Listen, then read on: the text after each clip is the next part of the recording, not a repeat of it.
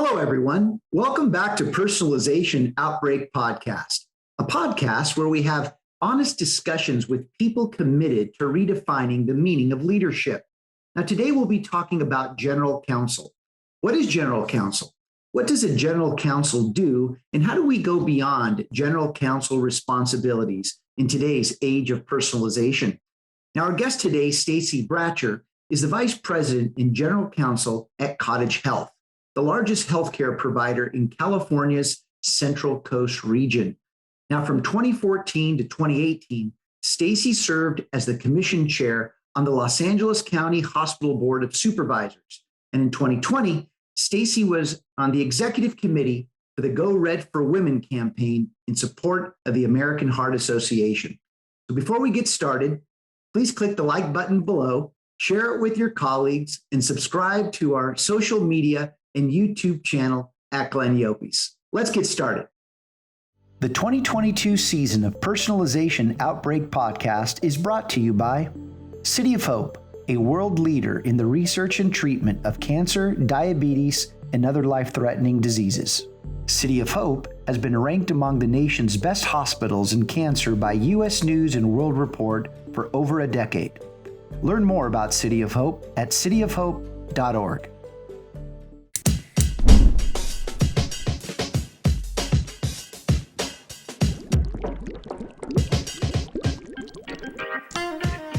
You are listening to Personalization Outbreak, a podcast about the collapse of traditional corporate standards in today's more personalized world. I'm Glenn Yopes. I'm a leadership strategist, author, contributor to Forbes, and founder of the Leadership in the Age of Personalization movement. On this show, I'm interviewing executives across multiple sectors to find out how the balance between standardization and personalization can exist.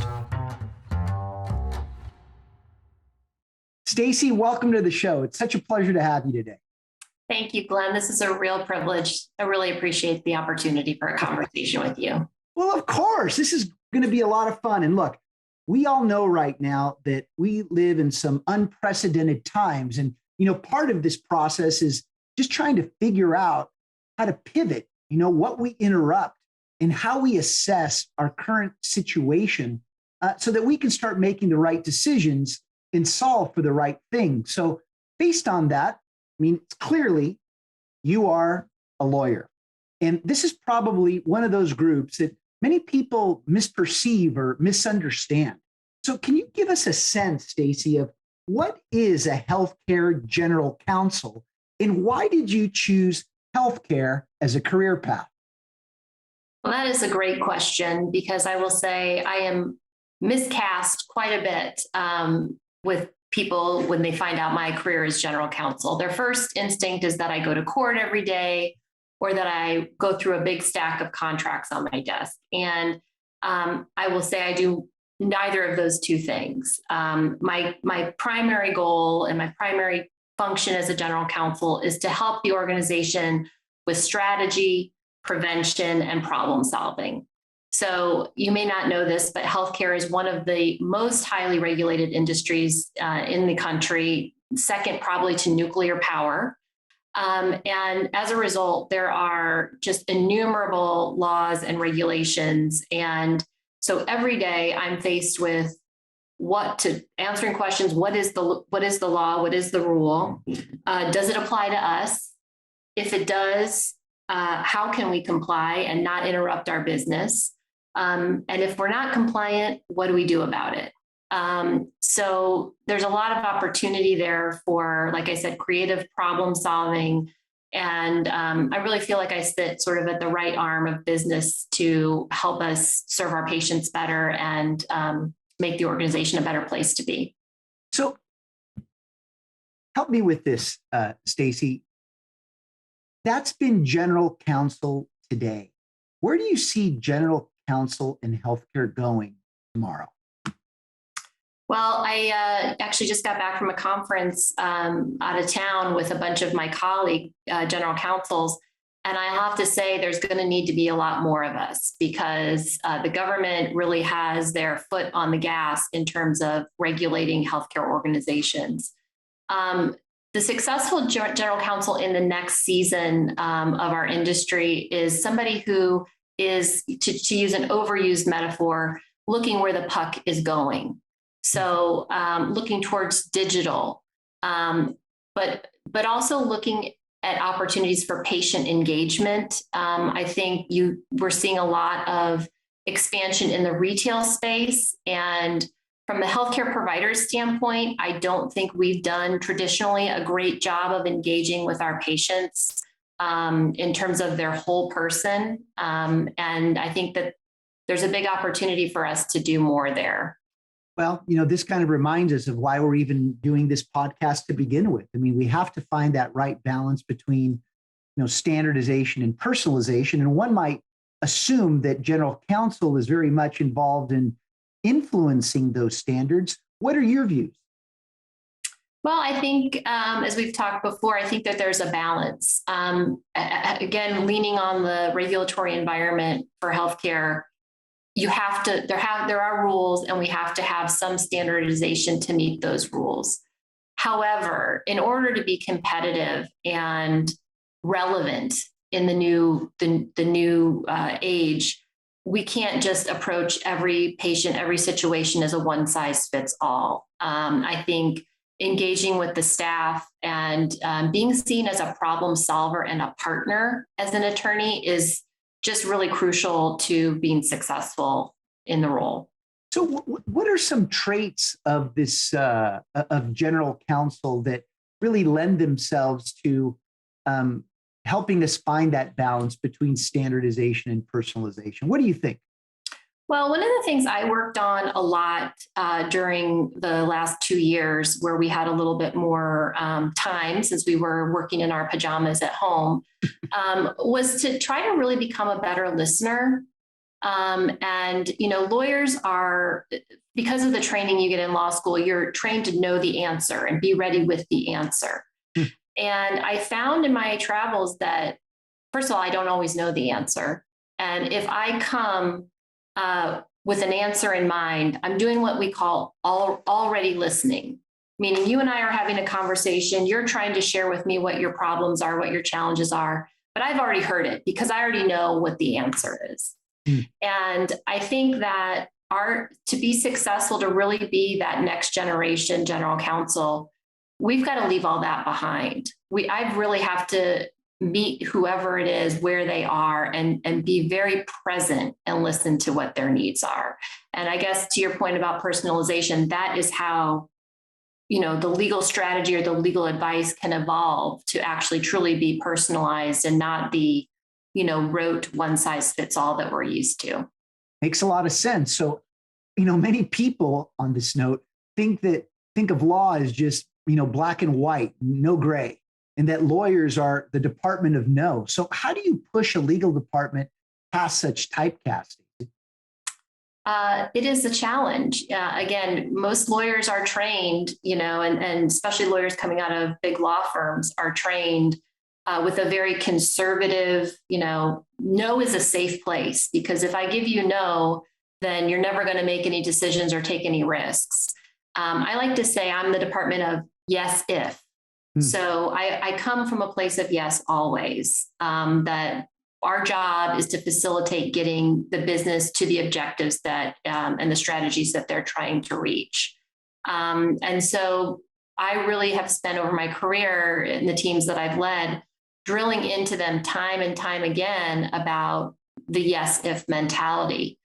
Furthermore, lawyers also love to document things. And if you deal with lawyers with any degree of frequency, you'll get many, many emails that are volumes and paragraphs and single spaced and cited, but that's not really useful. That is a standardized approach. The real personalized approach is to pick up the phone and to listen and noodle through with you.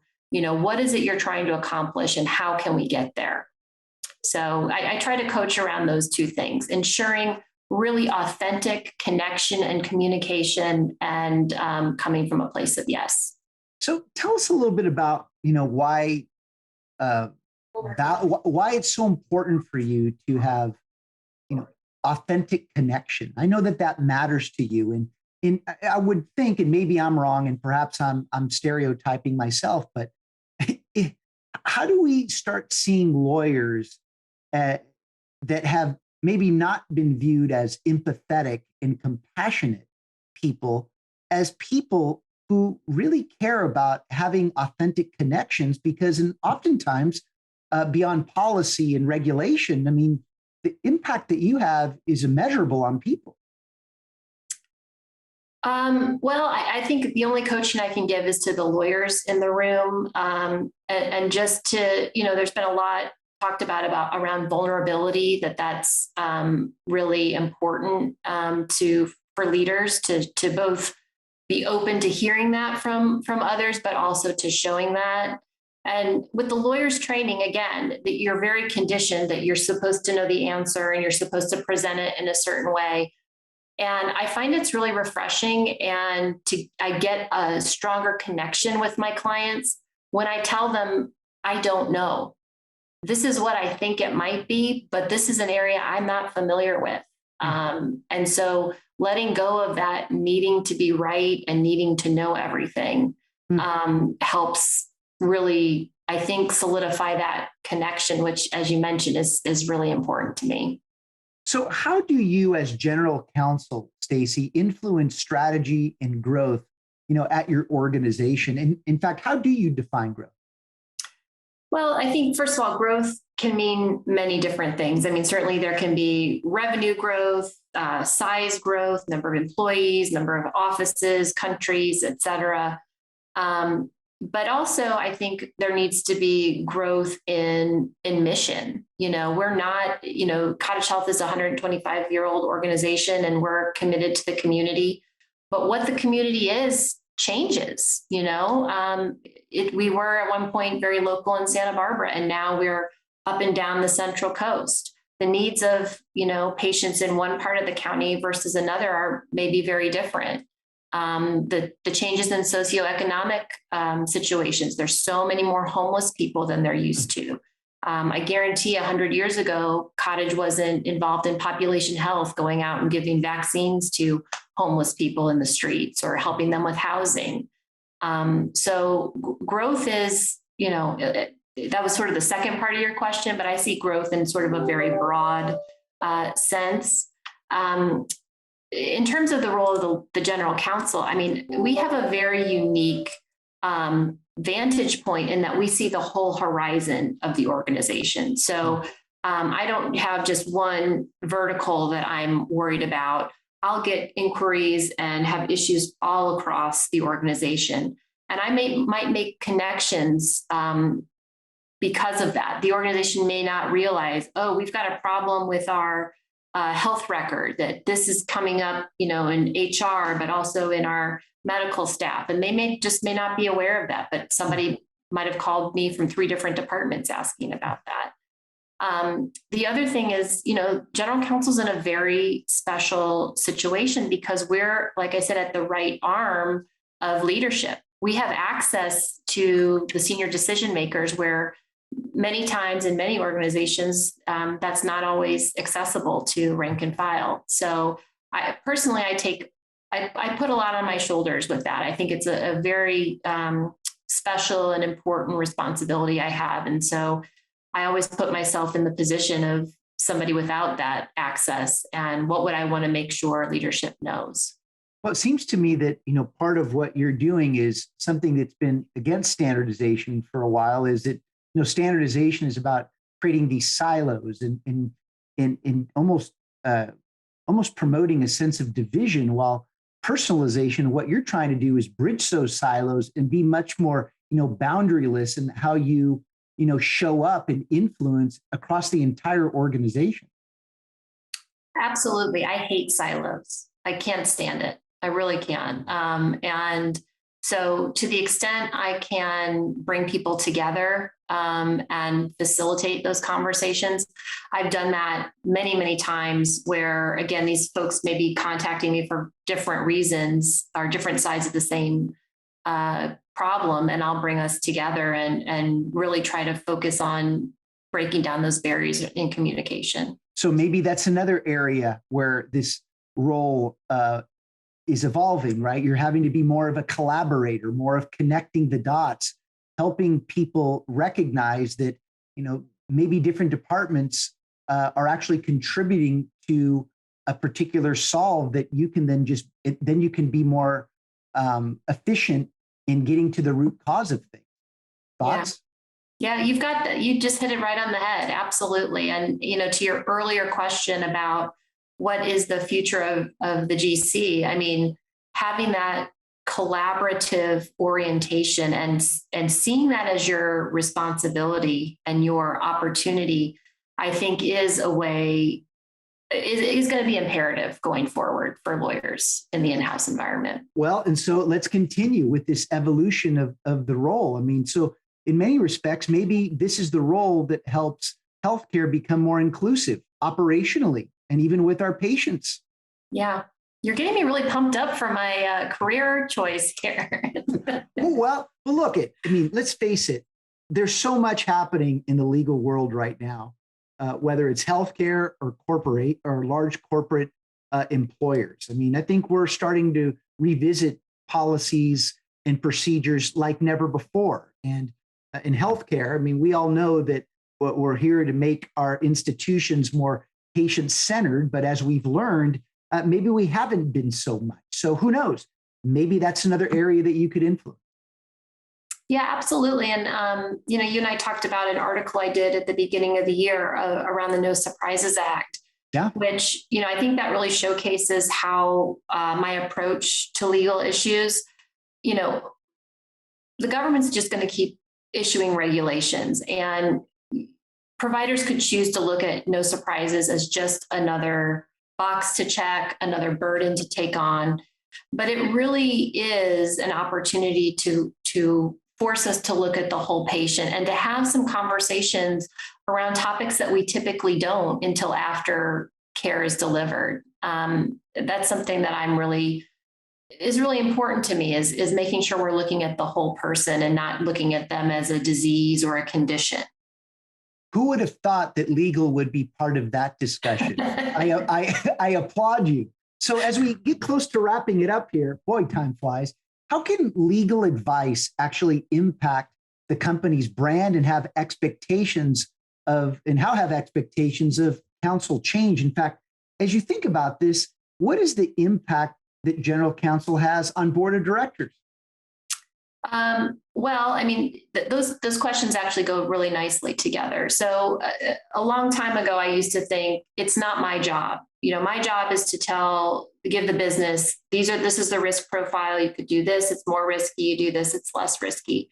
It's legal or it's not. And I think that nowadays where companies are really judged on their ethos and the brand is more than just a logo. And if lawyers aren't cognizant of that and giving the advice, like you're in the wrong spot, because there's plenty of things that are legal, perfectly legal to the letter of the law, but they just don't taste good. And so to the extent that I have advised a lot of boards throughout my career, and I would say now, as I sit here today in 2022, I'm giving them not just what the law is, but I'm also giving them, but this is what I would do if I were you in your shoes. Yeah, you see, what's happened today is that you've helped start the discussion around the new identity of general counsel, not just in healthcare, but across all industries. Stacy, I can't thank you enough for your time. Any parting thoughts or wisdom you'd like to share? Well, thank you again, Glenn. This has been, as always, an unexpected conversation. And I think I learned a lot about myself, even in our short time together. I guess to the audience, I would just say, lawyers are people too. There's a lot more going on under the surface than those long emails or the Department of No. So take some time and try to get to know us a little bit. You might be surprised.